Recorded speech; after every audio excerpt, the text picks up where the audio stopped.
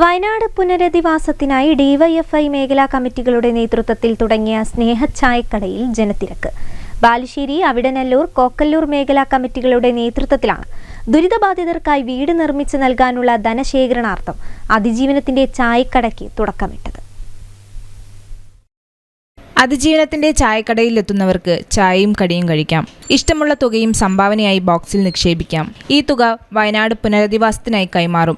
Rebuild Wayanad ക്യാമ്പയിനിലൂടെ ദുരിതബാധിതർക്കായി DYFI നിർമ്മിച്ചു നൽകുന്ന വീടുകളുടെ ധനശേഖരണാർത്ഥമാണ് ബാലുശ്ശേരി, അവിട്ടനല്ലൂർ, കോക്കല്ലൂർ മേഖലാ കമ്മിറ്റിയുടെ നേതൃത്വത്തിൽ സ്നേഹ ചായക്കട ഒരുക്കിയത്.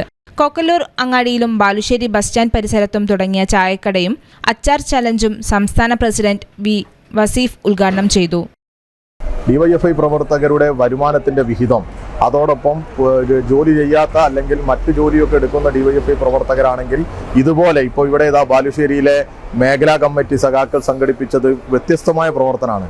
ഒരു ചായക്കടയുണ്ട്, ഒരു സൈഡിൽ അച്ചാർ ഇവർ നിർമ്മിച്ചു കൊണ്ടുവന്ന് വിൽക്കുന്ന അച്ചാറുണ്ട്. ചായക്കടയിലാണെങ്കിൽ കടികളെല്ലാം ഡിവൈഎഫ്ഐ പ്രവർത്തകരുടെ വീടുകളിൽ നിന്ന് ഉണ്ടാക്കി കൊണ്ടുവന്ന് വിൽപ്പന നടത്തുകയാണ്. രാഹുൽ റാം അധ്യക്ഷനായി കൂട്ടാലിടയിൽ നടത്തിയ അതിജീവനത്തിന്റെ ചായക്കട ജില്ലാ സെക്രട്ടറി പി വി ഷൈജു ഉദ്ഘാടനം ചെയ്തു. ബ്ലോക്ക് സെക്രട്ടറി ടി സരുൺ, മേഖലാ secretary A V Vishnu, R K Febin, V V Sudheesh അധ്യക്ഷനായി. C P Prashanth, N P Lincy എന്നിവർ സംസാരിച്ചു.